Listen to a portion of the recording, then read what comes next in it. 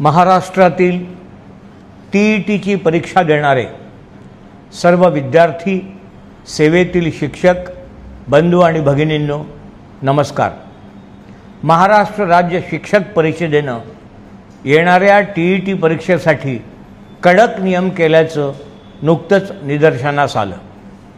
नियम काय तर दुपट्टा चालणार नाही परीक्षा केंद्रात, ओढणी चालणार नाही परीक्षा केंद्रात, टोपी चालणार नाही, बुरखा चालणार नाही।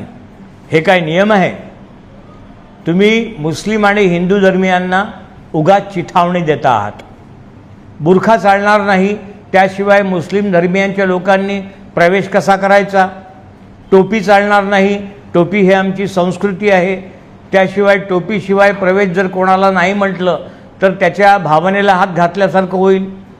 ओढणी चालणार नाही स्त्रियांना, ओढणीशिवाय स्त्रिया परीक्षेला येतील। हा सगळा अत्याचार आहे।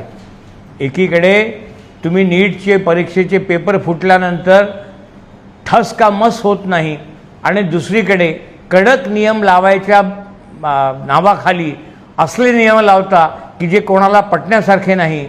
हे सगळं अति होत आहे। मी जर सभागृहात असतो तर असं होऊच दिलं नसतं। तुर्तास एवढेच, तुम्ही फक्त पाठीवर हात ठेवून लढ म्हणा, मी लढतोय। धन्यवाद।